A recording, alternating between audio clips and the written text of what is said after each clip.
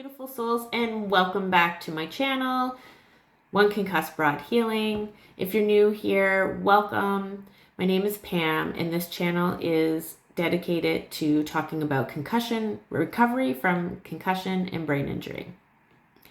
So today we're going to be talking about something that I think is super important. We are going to be busting some of the biggest myths about concussion recovery. So if you've had a concussion, then like me, you probably have received some bad advice or outdated information, and some of it is actually harmful to your recovery. So today we're going to clear up those myths and we're going to bust them wide open.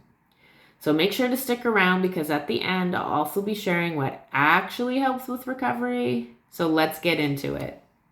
So myth number 1, you have to lose consciousness in order for it to be a concussion.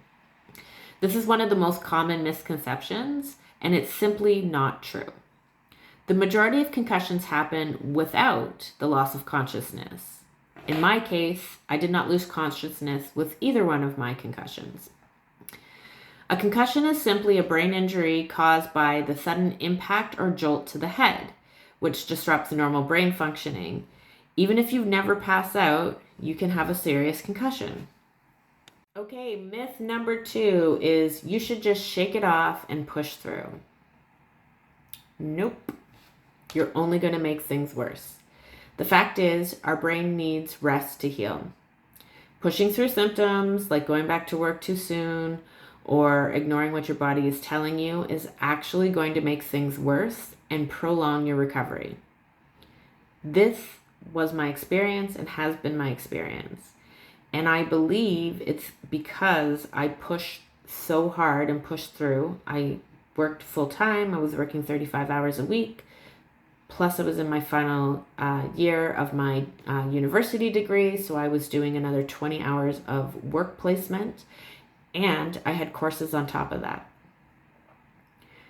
I now know today, looking back, that because I pushed through during that time, because I did way more than my brain was able and capable of doing, that I actually made my concussion much worse. And today I now identify as somebody with brain injury. And I believe that's not because of the actual injury. I believe it's because I pushed through and I pushed too hard. And when my brain was trying to heal, I not only stopped it from healing, I actually was contributing and causing more damage because I was pushing too hard. So please, please, please, please listen to your body. Rest is key. Rest when you need it, and gradually ease back into activities when your brain feels ready. If you start doing activities and you start to experience symptoms again, that is your brain's way of telling you we're not ready for this just yet. All right, myth number 3. You feel fine right away, so you think you're in the clear. So you've hit your head pretty good, hurts for a second, but within the next hour or so, you don't really have any symptoms. So you figure, I'm in the clear. Many people think that they're okay right after a head injury. There's nothing to worry about, but concussions can have delayed symptoms, sometimes showing up hours or even days later. The fact is, symptoms like headache, dizziness, brain fog, or sensitivity to light and sound can develop over time. That's why it's important to monitor yourself closely after a head injury and not assume you're fine just because you feel okay at first. Myth number 4, and this was advice that was given to me by all my medical professionals. You have to stay in a dark room until you're 100% better. For a long time, people believed that the only way to heal from a concussion was to lock yourself in a dark room with no stimuli until all the symptoms disappeared. But we now know through scientific research that that's not the best approach. While rest is critical in the first 24 to 48 hours, avoiding light, movement, and activity for too long can actually slow down your recovery. The key is to gradually reintroduce, starting with small amounts of screen time, light movement, and social interactions when you feel ready. Number 5, all your scans come back clear, so your brain must be fine. Scans cannot detect concussion. I know. I've had CT scans, I've had MRIs, I've had brain mapping, like honest to goodness, concussion does not generally show up in any tests. You have to have a major traumatic brain injury in order for it to show up on a scan.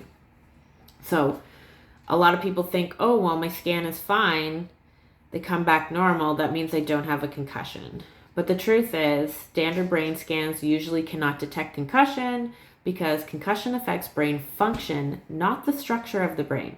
So again, concussion affects the brain function, not its structure. So just because your scan is clear does not mean that your symptoms aren't real.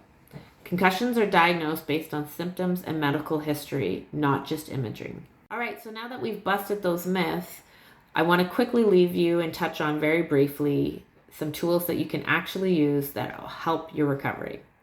So number 1, rest and learn to pace yourself. This means no more overdoing it, but also not being inactive. So it's about finding a balance. Number 2, staying hydrated and eating brain-boosting food. It's so important right now that you are providing the proper fuel through nutrition so that your brain can heal. Number 3, limiting screen time, but not avoiding it completely, right? So gradual exposure is best. So maybe you're not going to get to watch that full 30-minute episode of Friends. Maybe you're only going to get to watch 10 minutes of it, and then you'll start to experience that pressure and pain in your head again. That's your signal that for in this moment, you're done, right? Doesn't mean that you can't, in an hour from now, watch the next part of the episode, right? It's about learning to still have exposure, but gradually. Number 4, gentle movement. So light activity like walking or yoga actually helps to support your recovery. And number 5, seeking medical guidance. So specialists can help you through the process. I know for me, an occupational therapist was life-changing. She was game-changing for me in